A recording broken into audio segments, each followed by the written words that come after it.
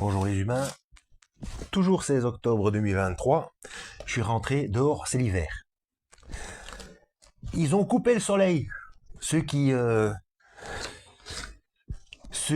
dirigent le système ARP, H2ARP, ils s'amusent avec les boutons. Là, ils nous foutent des canicules en plein mois d'octobre, à 30 degrés, faut se promener en maillot de bain, et le lendemain, boum, il faut mettre des moufles et... Bref, j'ai pris mon copain, j'ai mis des tout petits marque-pages, parce que j'ai pensé à un truc. Perversion des codes de Dieu. Donc, dans la fin des temps, il faut que que les souillés se souillent encore et que les saints se sanctifient encore. Ah là là, le langage, c'est grave. Hein.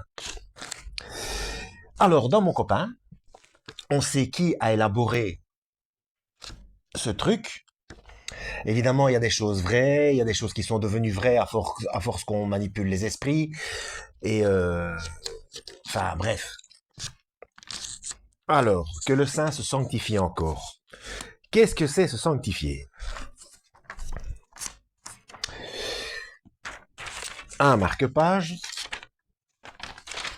Si avec ça je loupe mes pages, je comprends plus. Hein.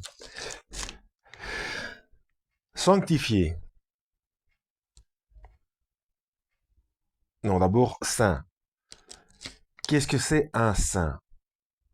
Se dit de Dieu tant qu'il est souverain, pur parfait. En tant qu'il est souverain, pur parfait.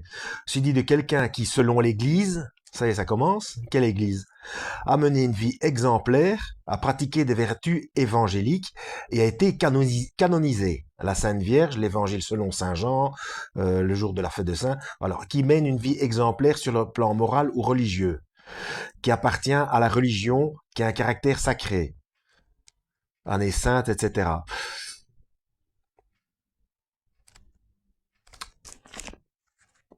Donc il faut aller voir sanctifier. Hein. Donc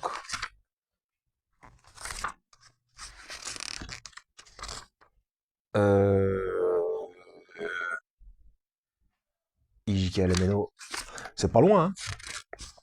Voilà, sanctifier, bah, c'était la page après. Rendre saint, la grâce nous sanctifie. La grâce nous sanctifie. Saint, se dit de quelqu'un selon l'Église, voilà, mais quelle Église? A mené une vie exemplaire, à pratiquer des vertus évangéliques. Année jubilaire de l'Église catholique, célébrée ordinairement tous les 25 ans, se dit, voilà, conforme à la loi morale, etc. Donc que celui qui est saint se sanctifie encore. La grâce nous sanctifie. La grâce pardonne. La grâce est le fait d'avoir été pardonné. On n'est pas saint.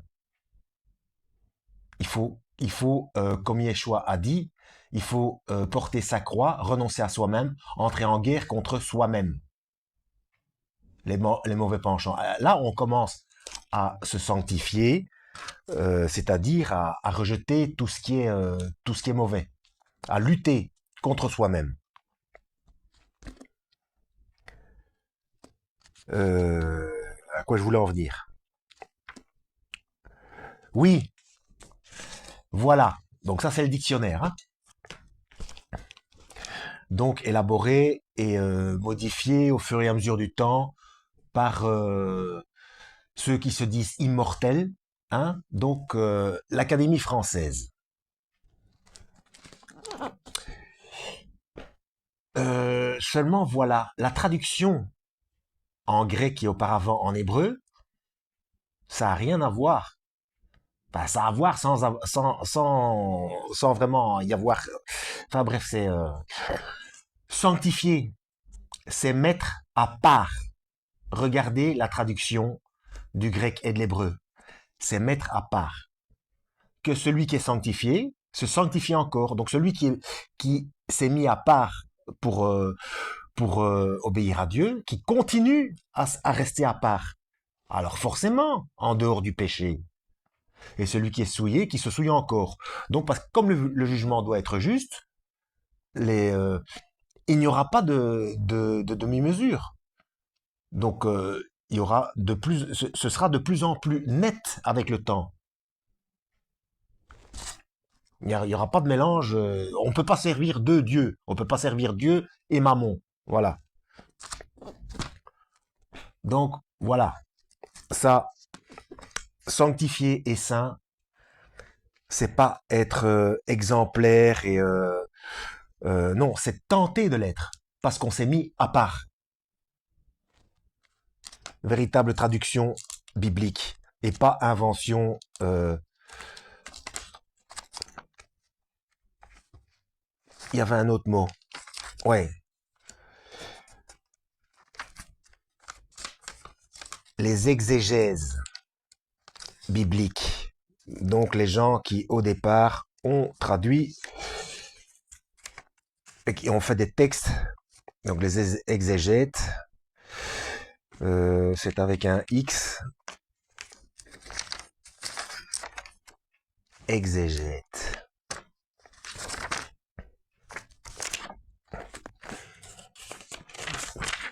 C'est bizarre, hein, je mets des marque-pages et puis se retrouve pas au même endroit. Pourquoi en exégète, c'est EX? Qu'est-ce que ça vient faire là? Et là, je suis directement dans les F. Bizarre. T, X, exégèse.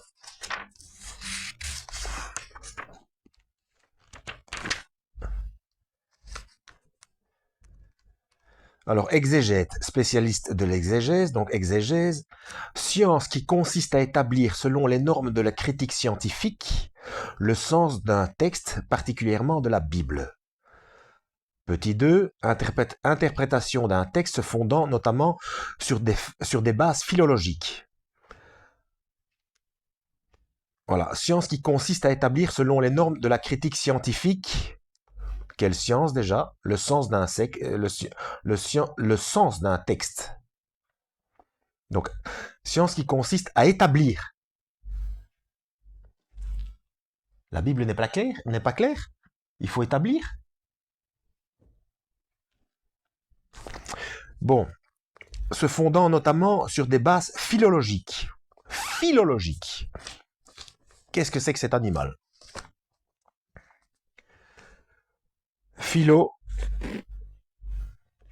Philodendron, c'est pas ça. Oh, c'est tout en bas. Philologique, relatif à la philologie normale. Philologie, étude d'une langue ou d'une famille de langues fondée sur l'analyse critique des textes. Petit 2, établissement ou étude critique de textes par la comparaison des manuscrits ou des éditions par l'histoire.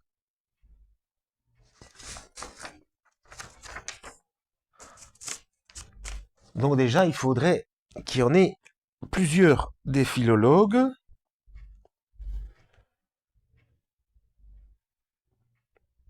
Parce que et puis même s'ils se mettent tous d'accord sur un courant philosophique, on est mal barré.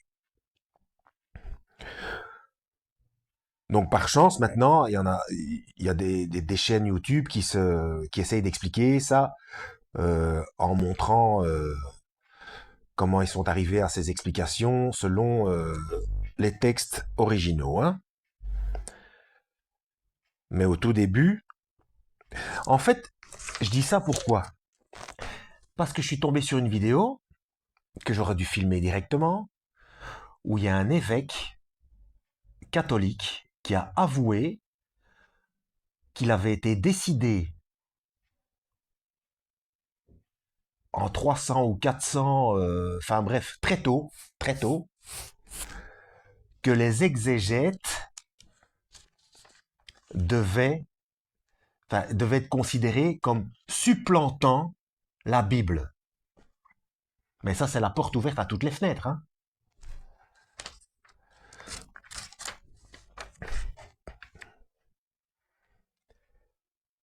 Et du coup, ceci expliquant cela, donc les gens qui ont commencé à vouloir s'instruire se sont plongés sur les exégèses, résultat des courses, perversion de la compréhension de la Bible. Et c'est comme ça qu'on est arrivé à vénérer la Sainte Vierge, les saints, les anges, etc. Et tout